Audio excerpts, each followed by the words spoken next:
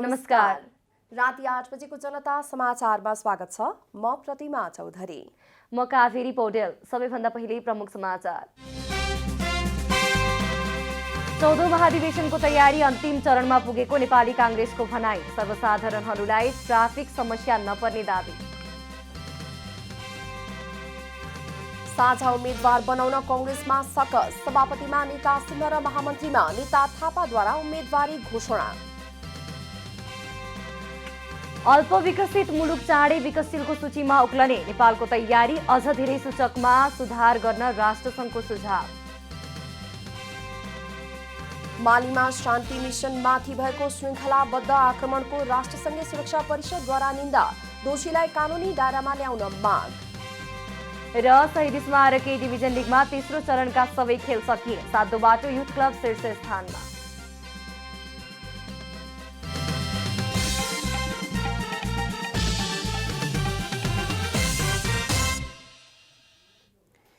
अब पुरा समाचार। नेपाली कांग्रेसले 14औं महाधिवेशनको उद्घाटन लगायतका कामको तयारी अन्तिम चरणमा पुगेको बताएको छ।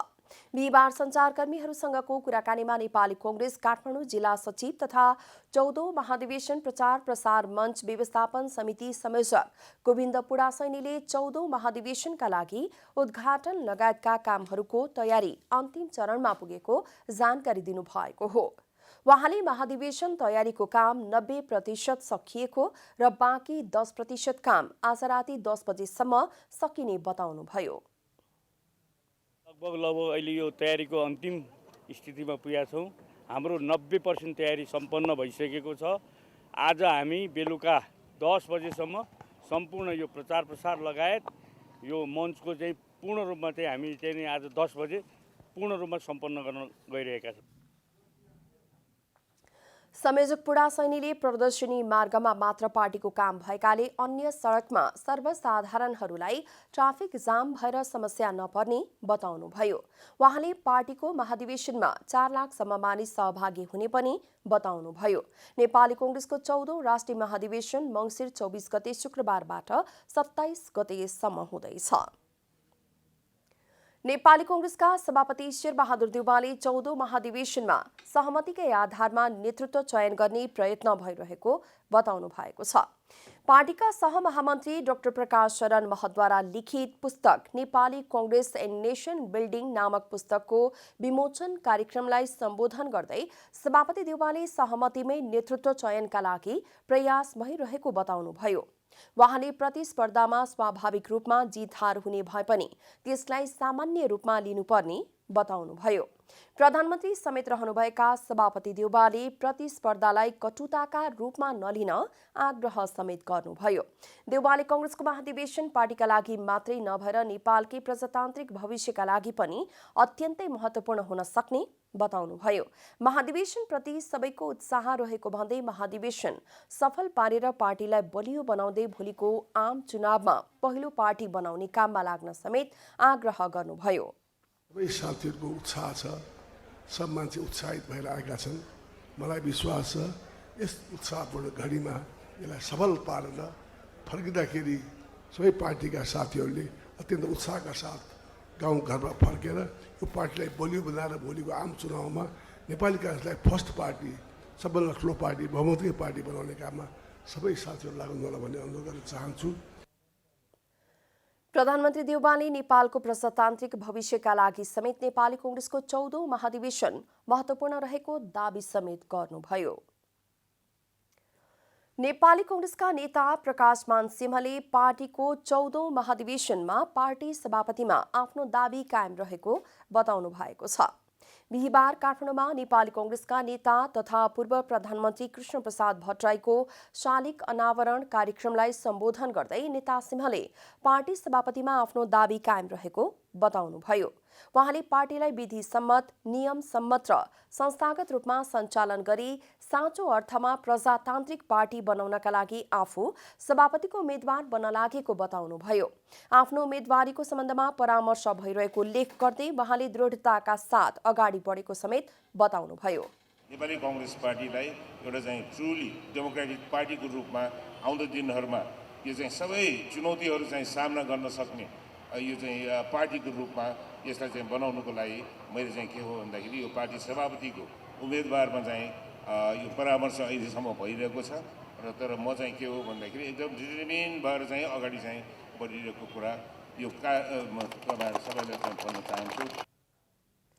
नेता सिंहले काठमाडौँ महानगरपालिका वडा नम्बर 10 बानेश्वर स्थित छक्कु बक्कु पार्कमा नेपाली कांग्रेसका नेता तथा पूर्व प्रधानमन्त्री कृष्ण प्रसाद भट्टराईको शालिग अनावरण गर्नुभएको हो। सिंहले भट्टराईले दिनुभएको सिद्धान्त र आदर्शको राजनीतिको सन्देशलाई सबै राजनीतिक दलका नेताहरूले कार्यान्वयन गर्नुपर्नेमा जोड दिनुभयो। राजनीति गर्दाखेरि यो चाहिँ सिद्धान्त र आदर्शको राजनीति गर्नुपर्छ है। यो चाहिँ के छ भन्दाखेरि शक्तिको राजनीति मात्रै गरेर हुँदैन भन्ने चाहिँ मेसेज उहाँले चाहिँ दिनुभएको कुरा आजका चाहिँ सबै राजनीतिक यो चाहिँ पार्टीका दलका नेताहरूले चाहिँ यसलाई चाहिँ स्मरण गर्दाखेरि यो चाहिँ आउने दिनहरू चाहिँ अझ राम्रो हुन्छ भन्ने मलाई चाहिँ लागेको छ। नेता सिंहले कृष्ण प्रसाद भट्टराई नेपालको प्रजातान्त्रिक आन्दोलनमा मूल्य, मान्यता र आदर्शको राजनीतिबाट कहिले पनि विचलित नभएको टिप्पणी गर्नुभयो। नेपाली कांग्रेसका महामन्त्रीका उम्मेद्वार गगन थापाले आफ्नो पार्टीको आगामी कार्यदिशा समुन्नत नेपाल, सम्मानित नेपाली हुने बताउनु भएको छ। नेता थापाले सो कार्यदिशालाई अघि बढाएर जनताले आगामी निर्वाचनमा कांग्रेसलाई रोज्न र छान्न सक्ने बनाउन आफूले 14औं महाधिवेशनमा महामन्त्रीमा उम्मेद्वारी दिने निर्णय गरेको पनि स्पष्ट पार्नुभयो।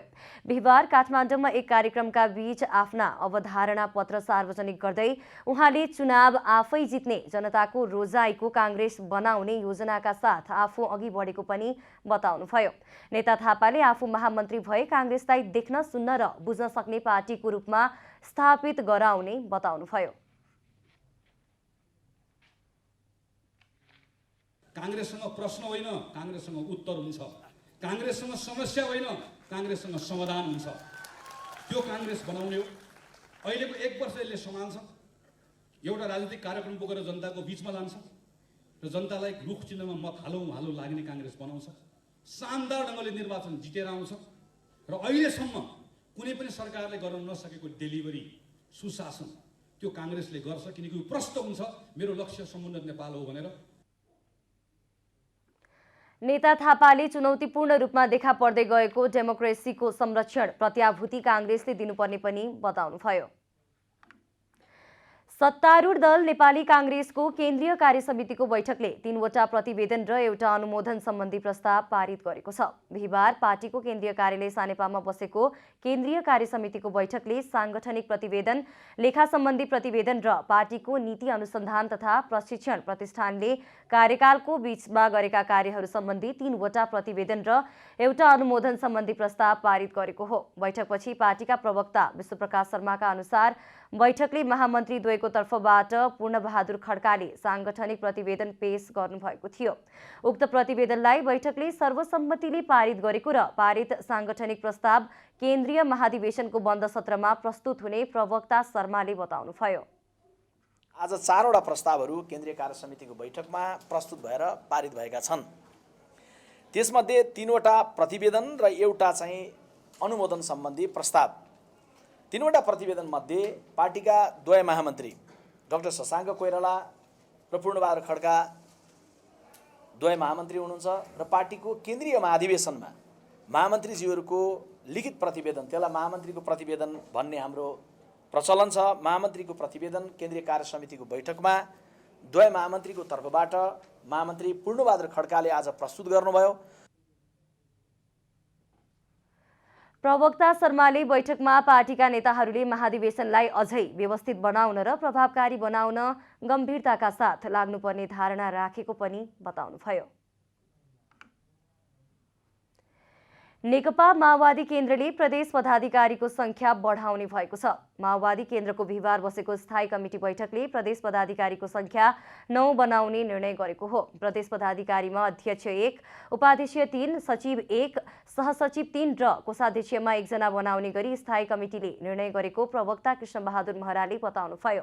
त्यस्तै बैठकले हाल कायम रहेका केन्द्रीय कमिटी सदस्यहरूलाई मङ्सिर 25 गते हुने प्रदेश सम्मेलनबाट प्रदेश कमिटीमा जानका लागि पार्टीको तर्फबाट बल नगर्ने निर्णय गरेको पनि उहाँले जानकारी दिनुभयो।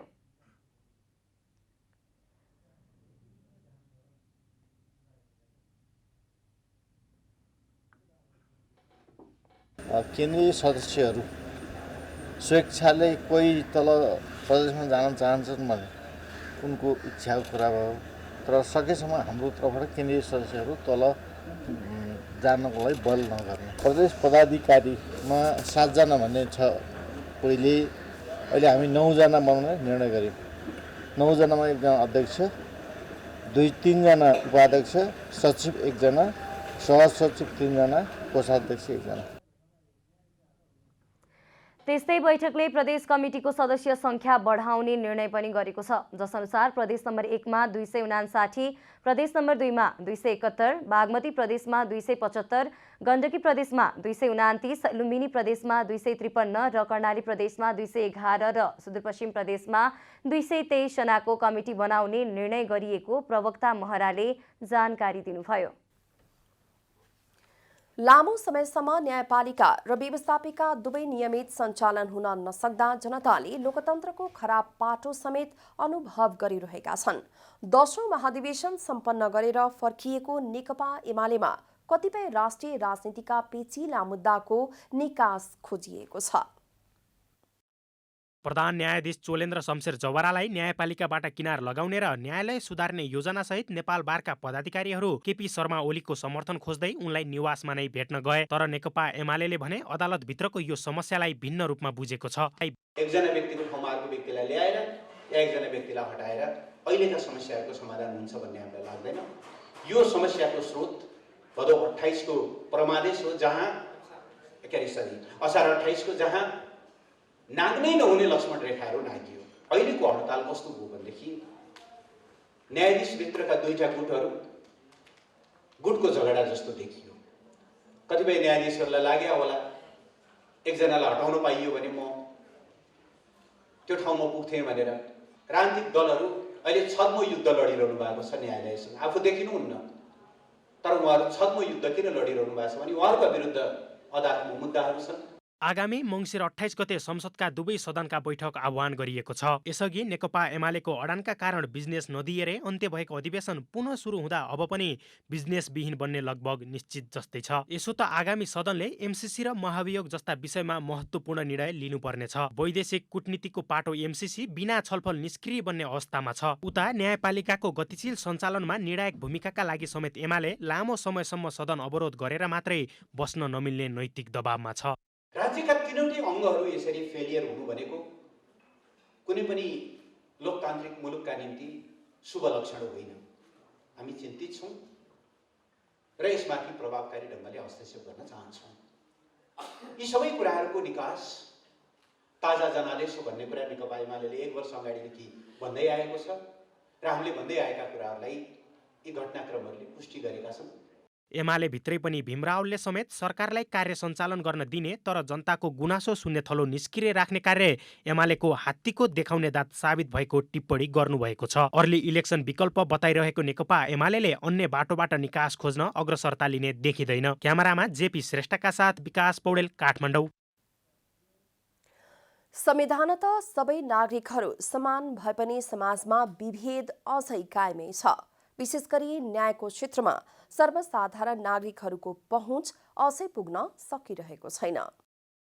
न्यायालय सर्वसाधारणहरूको विश्वास, भरोसा र आश हो। न्यायालय सुधारका लागि आन्दोलन चलिरहँदा बाहिर न्याय कुरेर बसेकाहरूको भने प्रतीक्षा लम्बिँदै गएको छ। कोही न्यायकै लागि कुरेर बसेको वर्षौं भयो भने कसैको वर्ष दिन पुग्दैछ।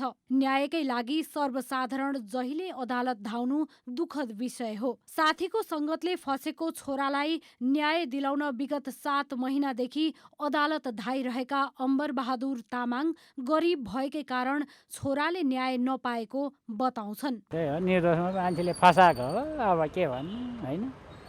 वकिलहरूलाई लाग्यो यस्तै हो, 6-7 महिना भयो, 7 महिना लाग्यो भनौँ न होइन। त्यही भइरहेछ कि चाहनुहुन्न भने हजुरहरूले निकालिदिनुहोस्, मैले के भन्नु त्यही होइन। एकातिर सर्वसाधारणहरूले न्याय पाउन पैसा खर्च गर्नुपर्ने बताउँछन् भने अर्कातिर न्यायाधीशहरू पैसा नै लगाएर न्यायको लागि लड्नुपर्ने अवस्था नरहेको बताउँछन्। सरकारवादी मुद्दाको हकमा भने पीडितले चाहिँ त्यसरी कानुन व्यवसाय खोजेर हिँड्नुपर्ने अथवा पैसै लगाएर मुद्दा लड्नुपर्ने अवस्था त रहँदैन। किन भन्दाखेरि उनीहरूले चाहिँ उजुर गर्नलाई आफू हातमुख लिएर गएको हुन्छ। उनीहरूले भनेको कुरा प्रहरीले लेखेर उजुरी दर्ता गरिदिन्छ। कानुनले त्यो मौखिक रूपमा भने पनि लिखितमा उतारेर उजुरी दर्ता गर्ने जाहेरी दरखास्त दर्ता गर्न पाउने चाहिँ कानुन व्यवस्था गरेको छ। आफू पीडित भएको महसुस गरेपछि आवाज उठाएर अदालतसम्म आउन जरुरी रहेको र न्याय पाउनका लागि डराउनु पर्ने अवस्था नरहेको सहन्यायाधिवक्ता गङ्गा प्रसाद पौडेलको भनाइ छ। घटना घटेछन् भने त्यो बाहिर त आउनुपर्छ होइन। जुन मुद्दामा अब पीडितहरूले सक्रियतापूर्वक अब आउँछन् र प्रमाणहरू सङ्कलन हुन सकेको अवस्था छ, त्यसमा सफलता पनि प्राप्त भएको छ होइन। पहिला घटनास्थल प्रमाणहरू सुरक्षित भएको अवस्थामा प्रमाण घटनास्थलहरू सुरक्षित छैनन् भनेदेखि र त्यस्तो र पछि कतिपयमा चाहिँ अब पछि पीडितहरू होस्टाइल हुने यस्तो प्रवृत्तिले गर्दाखेरि आम मानिसहरूमा बिस्तारै न्यायालयप्रतिको विश्वास कम हुँदै गइरहेको पाइएको छ। अन्यायमा परेकाहरूलाई न्याय दिन बसेको न्यायालयले सबैलाई समान व्यवहार गर्न आवश्यक रहेको सर्वसाधारण बताउँछन्। गत वर्षको तथ्याङ्क हेर्ने हो भने 3162 मुद्दा दर्ता भएका थिए, जसमा 458 मुद्दा 2 वर्ष अघिदेखि नै थाती भए पनि हालसम्म सुनवाई हुन सकेको छैन। क्यामेरामा साजन थापाका साथमा यशोदा चौलागाईको रिपोर्ट। नेपाल अल्पविकसित मुलुकको सूचीबाट चाँडै नै विकासशील मुलुकको सूचीमा उक्लने तयारीमा छ। संयुक्त राष्ट्र सङ्घको हालै भएको अनुगमन र अध्ययनले भने नेपालका विविध क्षेत्रमा अझै सुधार गर्नुपर्ने औल्याएको छ। अल्पविकसित मुलुकको सूचीमा रहेको नेपाल 5 वर्षपछि विकासशील मुलुकको सूचीमा प्रवेश गर्दैछ। विकासशील मुलुकको सूचीमा उक्लन तयार रहेको नेपालको पछिल्लो अवस्थाबारे अध्ययन गर्न नेपाल आएका संयुक्त राष्ट्र सङ्घीय मानव अधिकार विशेषज्ञको टोलीले भने केही सूचकहरूमा सुधार आए पनि अन्य धेरै सूचकहरूमा सुधार नभएको औल्याएका छन्। Finally, I note that a significant part of the workforce, some 81% of the workforce, about 9 million workers in the country, are informal workers. These workers not only do not benefit from social insurance, they also are excluded from most of social protection, and they are not adequately protected by labor legislation, not least. त्यसो त विकासशील मुलुकको सूचीमा उक्लन आवश्यक सेवा क्षेत्रको वृद्धि यति बेला सामान्य भई उद्योगको योगदान ह्वात्तै बढ्नुपर्ने हो, तर मुलुकमा औद्योगिक गतिविधि बढ्न सकेको छैन। वैदेशिक रोजगारीमा रहेका युवाले पठाएको विप्रेषणले विदेशबाटै वस्तु आयात गरी खपत गर्ने क्रम बढ्दो छ, जसका कारण सेवा क्षेत्रको योगदान बढेको हो। उद्योगको साटो सेवा क्षेत्रको योगदान बढ्नुलाई अर्थतन्त्रका जानकारहरू जोखिमपूर्ण भन्छन्। नेपाल विकासशील मुलुकमा उक्लनु नेपालीका लागि शुभ सङ्केत त हो पक्कै नै, तथापि चित्त बुझ्दो सुधारका काम कुन क्षेत्रमा भए त? प्रश्नमा उत्तर चित्त बुझ्दो पाइँदैन। विकास केही पनि भएको छैन। मलाई त विरक्त लाग्छ। हेर्नुहोस्, सिंहदरबारको गेट हेर्दा विरक्त लाग्छ। के विकास भयो त? सिंहदरबारको गेटमा अहिलेसम्म हामीले विकास गर्न सकेका छन्। धन्न राणाहरूले त्यतिको बनाइदिए रहेछन्, हेरेर बसिरहेका छन्। अरू विकास त के नै भएर? विकास गर्ने कति कुराहरू छन्। गाउँमा विकास भयो, मान्छे बस्न गाउँमा नखोजेको कारण के भने विकास छैन। उसलाई बिरामी भयो भने हस्पिटल जानलाई उस्तै पऱ्यो 3 दिन जानुपर्छ, हेलिकप्टर खोज्नु पऱ्यो, हेलिकप्टर गाडीको सुविधा छैन। हेलिकप्टर चाहियो भने 5 लाख 7 लाख रुपियाँ तिर्नुपर्छ, त्यत्रो क्यापासिटी छैन। भ्रमण अध्ययनका क्रममा राष्ट्रसङ्घीय मानव अधिकारको टोलीले बागमती, कर्णाली, लुम्बिनी प्रदेश लगायत प्रदेश नम्बर 2 को भ्रमण गरी 9 मन्त्रालयका साथै 6 मन्त्रीहरू र स्थानीय तथा प्रादेशिक अधिकारीहरू, गरिब प्रभावित व्यक्तिहरू, नागरिक समाजका सङ्घ संस्था, विकास साझेदारसँग समेत भेटेर तथ्य निकालेको हो। अध्ययनले महिला, आदिवासी जनजातिमा हुने विभेदमा सुधार हुन नसकेको, भूमिहीनको अवस्था उस्तै रहेको, बाल श्रम नहटेको, उद्योग धन्दाका उत्पादन भन्दा रेमिट्यान्सले अर्थतन्त्र चलेको लगायतको तथ्य देखाउँदै सुधार गर्नुपर्ने औल्याएको हो। क्यामेरामा प्रदीपमान सिंहका साथमा रूपा घिमिरे, काठमाडौँ। अर्थमन्त्री जनार्दन शर्माले सरकारको पुँजीगत बजेट खर्च हुन नसक्दा बजारमा तरलता अभाव भएको बताउनु भएको छ। बिहिबार प्रतिनिधि सभा अन्तर्गत अर्थ समितिको बैठकमा समग्र अर्थतन्त्रको पछिल्लो अवस्थाबारे जानकारी दिँदै अर्थमन्त्री शर्माले सरकारले बनाएको योजना अनुसार पुँजीगत खर्च गर्न नसक्दा तरलता अभाव भएको बताउनुभयो। अर्थमन्त्री शर्माले तरलता व्यवस्थापनका लागि निरन्तर रूपमा राष्ट्र ब्याङ्कसँग छलफल भइरहेको बताउनुभयो। मन्त्री शर्माले आफू अर्थमन्त्री भएपछि पहिलो 3 महिनामा 10% र त्यसपछिका प्रत्येक महिनामा 10% का दरले पुँजीगत खर्च गर्ने योजना बनाएको तर योजना अनुसार खर्च गर्न नसकेको स्वीकार गर्नुभयो। उहाँले राष्ट्र ब्याङ्कसँग अहिले 16 अर्ब तरलता रहेको भन्दै 90 अर्ब रुपैयाँसम्म ब्याङ्कहरूलाई दिन सक्ने राष्ट्र ब्याङ्कको क्षमता रहेको बताउनुभयो। व्यवस्था भनौँ न अहिले राष्ट्र ब्याङ्कले दिन सक्ने अवस्थामा रहेको कुरा मैले जानकारी पाएको छु। यसरी तरलतामा अलिकति समस्याहरू देखा पर्छ, त्यसमा पुँजीगत खर्च कम हुनुले पनि केही प्रभाव पारेको छ। यसलाई व्यवस्थापन गर्नका लागि अर्थ मन्त्रालय राष्ट्र ब्याङ्कसँग छलफल भएर यी नीतिगत भर्खरै सुधार गरिएका छन्। सायद यसलाई म्यानेज गर्छ भन्ने हामीलाई लागिरहेको छ। बैठकमा अर्थ सचिव मधु कुमार मरासिनीले सरकार पुँजीगत खर्च बढाउनका लागि निरन्तर विकास बजेट खर्च गर्न मन्त्रालयहरूसँग छलफल भइरहेको बताउनुभयो। चालु आर्थिक वर्षको पुँजीगत खर्च पछिल्लो पटक राजनीतिक परिवर्तन, अध्यादेश बजेट, सरकार परिवर्तन, नयाँ सरकारको प्रतिस्थापन बजेटका कारण कम भएको बताउनुभयो। त्यो चेन्जेसहरू कस्तो हुँदो रहेछ भने त्यो अब अध्यादेश बजेट, त्यसपछि प्रतिस्थापन बजेट, त्यसपछि मन्त्रीमण्डल, त्यसपछि त्यो कर्मचारीको सरुवा अनि त्यसपछि त्यो चाडपर्व, यो हामीले बडा चाहिँ असर गर्दो रहेछ कि धेरैचोटि हामीले अर्थ मन्त्रालयमा भौतिक पूर्वाधार, शहरी विकास, ऊर्जा, जलस्रोत जो मेजर चाहिँ पुँजीगत खर्च गर्ने मन्त्रालय हुनुहुन्छ। अर्थ सचिव मरासिनीले सरकारले शेयर बजारलाई 2500 बिन्दु नै रहनुपर्छ भन्न नमिल्ने बताउनुभयो। उहाँले सरकारले राष्ट्र ब्याङ्कको मौद्रिक नीति मार्फत कडाई गरेको र अहिले घटिरहेको शेयर बजारमा शेयर बढेको बेला किन्ने लगानीकर्ताहरूलाई समस्या परेको भन्दै समग्रमा अहिले राम्रो रहेको बताउनुभयो।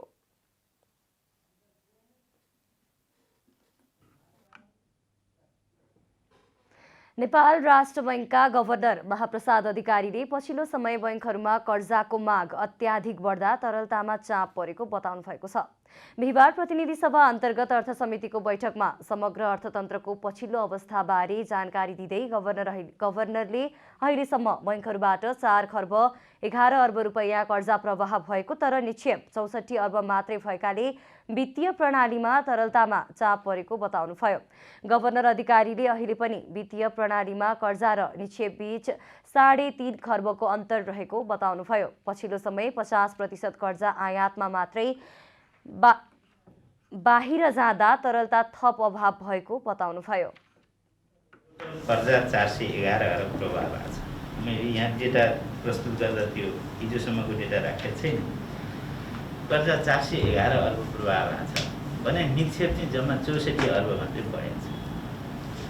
यहीँबाट के देखियो त भन्दा झन्डै 3.5 खर्ब त्यो ग्याप यहीँ देखियो। 3.5 खर्बले ब्याङ्किङ सिस्टम चाहिँ ड्राई अप हुने स्थिति हामीले यहीँ देख्छौँ। 4.5 झन्डै 411 आउटफ्लो भने इनफ्लो चाहिँ जम्मा 64 मात्रै हुनेछ। त्यही समस्या भयो। त्यसमा झन्डै 50% कर्जा चाहिँ इम्पोर्ट फाइनेन्समा गइरहेको थियो। गभर्नर अधिकारीले शेयर बजारमा बुझेर मात्रै लगानी गर्नुपर्ने बताउनुभयो। काठमाडौँ माउन्टेन फिल्म फेस्टिभल किम्फको 19औं संस्करण सुरु भएको छ। बिहिबारबाट सुरु भएको फेस्टिभलमा वृत्तचित्र, आख्यान, प्रयोगात्मक लघु फिल्म र एनिमेसन सम्बन्धी 28 देशका 60 फिल्म देखाइने आयोजक हिमाल एसोसिएसनले जनाएको छ। यसपटक जलवायु परिवर्तनका असर चित्रण गरिएका फिल्म, लैङ्गिक समानता र सशक्तिकरणका सन्देश दिने फिल्महरू किम्फमा देखाइने भएको छ। यस वर्ष कोभिड-19 को जोखिम कायमै भएकाले भर्चुअल र भौतिक दुवै माध्यमबाट आयोजना गरिएको हो। जलवायु परिवर्तनको असर नेपाल जस्ता कम विकसित मुलुकले भोगिरहेको र फिल्म मार्फत यसबारे सन्देश दिन फेस्टिभलको योगदान महत्त्वपूर्ण हुने चलचित्र विकास बोर्डका अध्यक्ष दयाराम दाहालले बताउनुभयो। विकसित देशहरूको कार्बन उत्सर्जनले जुन हाम्रा हिमालय क्षेत्रहरूमा प्रभाव पारेको छ, यो हाम्रो हिमालय क्षेत्रको मात्र समस्या नभएर यसले ग्लोबल्ली नै एउटा नराम्रो असर पुर्याइरहेको तथ्य दिन प्रतिदिन पृथ्वीको तापमान वृद्धि र टेम्परेचर वृद्धिको जुन प्रकारको हामीले समाचारहरू सुनिरहेका छौँ र अनुभव गरिरहेका छौँ त्यसले पनि त्यो असरबारे प्रष्ट हुन सकिन्छ। फेस्टिभलमा अन्तर्राष्ट्रिय प्रतिस्पर्धामा पहिलो हुनेलाई 2 लाख रुपैयाँ, द्वितीय हुनेलाई 1,50,000 र तृतीय हुनेलाई 1 लाख रुपैयाँ नगद दिइने आयोजकले जनाएको छ। नेपाली पानोरमामा उत्कृष्ट हुने वृत्तचित्रले 75,000 नगद र उत्कृष्ट आख्यानात्मक फिल्मले 1 लाख रुपैयाँ पाउनेछन्। उत्कृष्ट माउन्टेन फिल्मले 1,000 अमेरिकी डलर प्राप्त गर्नेछ। फेस्टिभल मङ्सिर 27 गतेसम्म आयोजना हुनेछ। अब आर्थिक समाचार।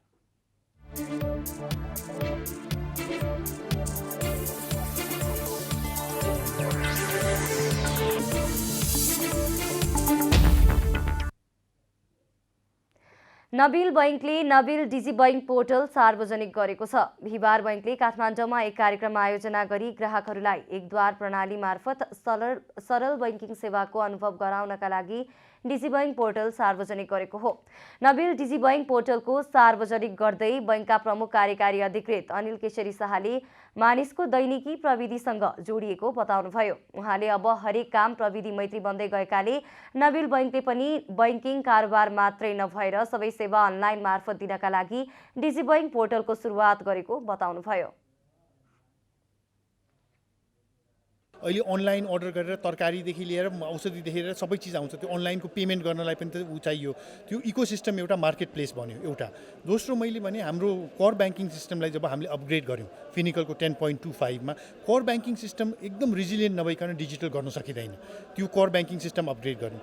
तेस्रो चाहिँ हामीले जुन टिम एउटा बिल्ड गरेको छौँ अहिले नाबिलमा यो डिजी गर्नलाई चाहिँ त्यसले उहाँहरूले पनि चाहिँ एउटा इकोसिस्टम बनाउँ। अब चाहिँ ब्याङ्किङ सेवा आज सुरुवात गऱ्यौँ। आउने दिनहरूमा सबै चिज यसबाटै होस्। उक्त पोर्टलबाट नबिल बैंकका ग्राहकहरूले एकद्वार प्रणाली मार्फत सेवाहरू प्राप्त गर्न सक्नेछन्। अब खेलकुद समाचार।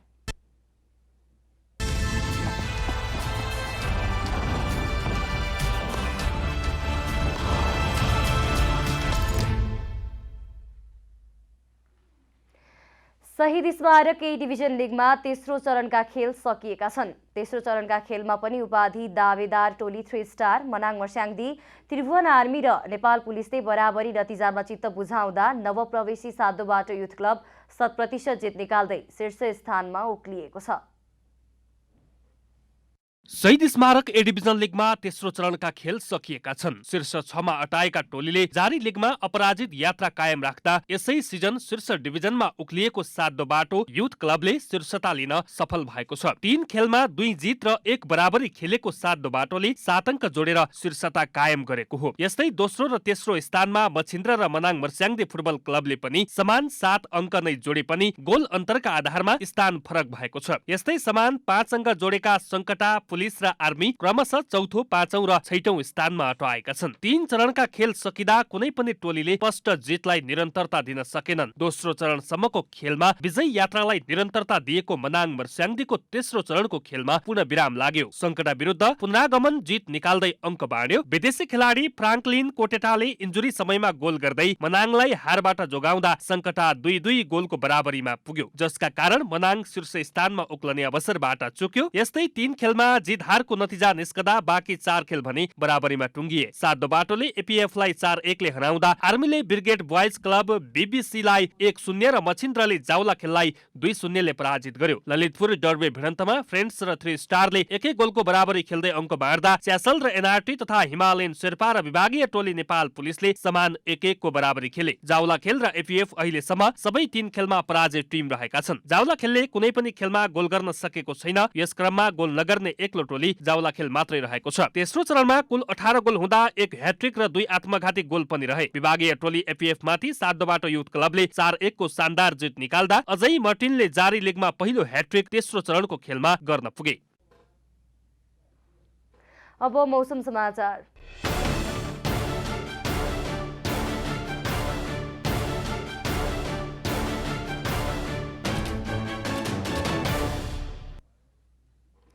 आज राति प्रदेश नम्बर 1 र प्रदेश नम्बर 2 को भूभागमा आंशिकदेखि सामान्य बदली रही बाँकी प्रदेशको पहाडी भूभागमा आंशिक बदली रहने जल तथा मौसम विभागले जनाएको छ। अब देशभरका विभिन्न स्थानका मौसम सम्बन्धी थप विवरण।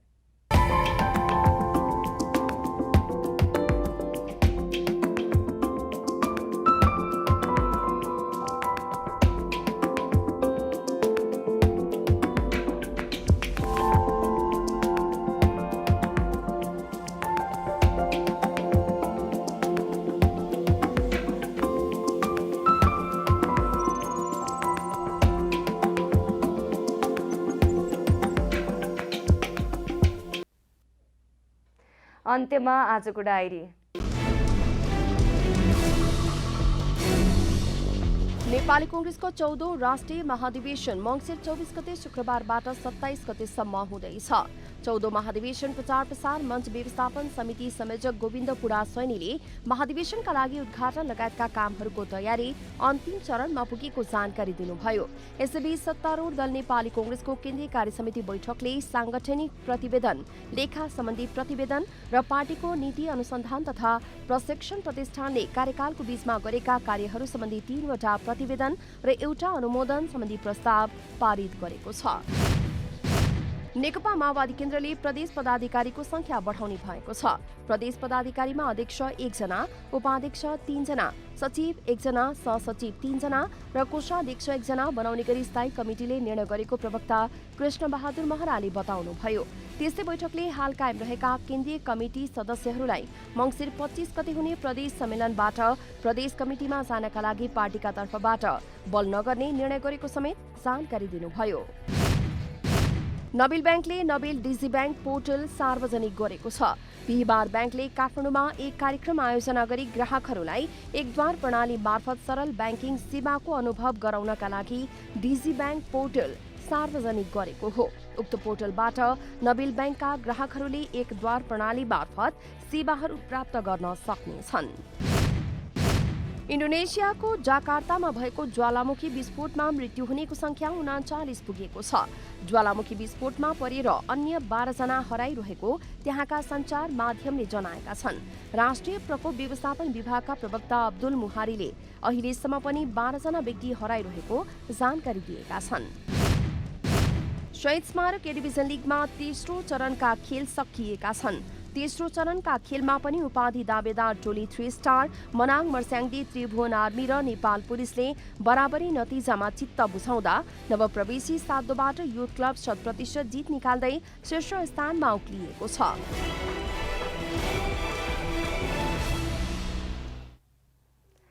जनता समाचार अहिलेलाई यति नै। जनताद्वारा जनताका लागि प्रसारित जनता टेलिभिजन हेरिरहनुहोला। नमस्कार।